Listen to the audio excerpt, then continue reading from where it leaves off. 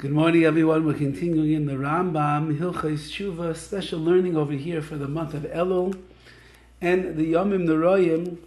And the RAMBAM writes like this. This is Perek Aleph Halacha Beis, the second Halacha.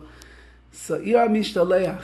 This is the famous goat of Azazel, which is sent out into the wilderness that bears all of the sins of the Jewish people.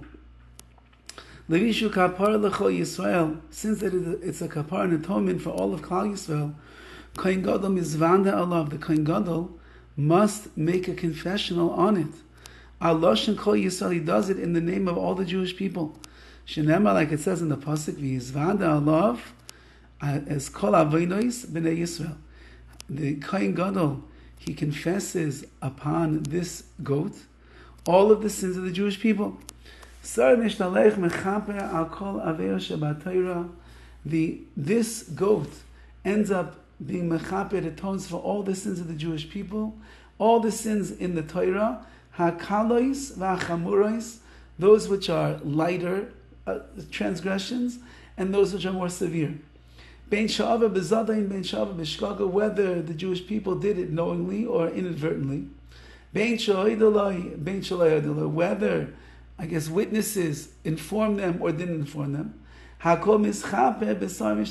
Everything gets atoned with the confession of the goat of Azazel, which ends up going out into the wilderness and being thrown down the mountainside and comes to its death. It takes with it all of the sins. V'hu sha'asa teshuva. Now the Rambam adds, but that's only as long as the Jewish people themselves did teshuva on their sins. Avalim lo yasa teshuva. But if the Jew did not do teshuva, ein asar mechaper lo el ala kalos, then it will only be mechaper. This goat will only bring atonement for the lighter transgressions, but not for the more serious ones. This is an important aspect that the Rambam is adding over here.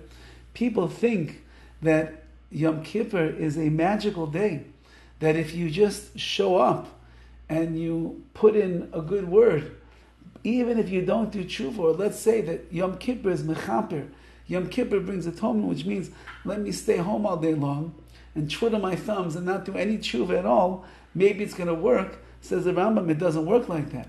The Sar Mishtaleach was an action that took place, and if the Jewish people did not do their own tshuva, it only worked for the light ones, not for the more strict ones.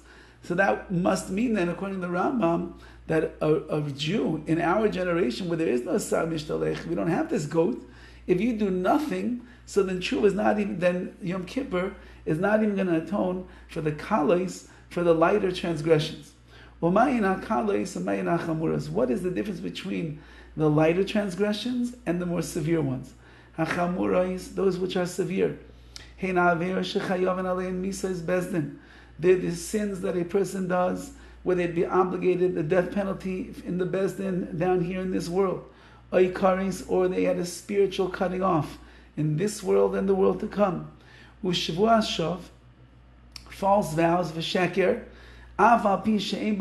even though there's no kares, there's no cutting off, they're still considered to be the severe and stringent sins.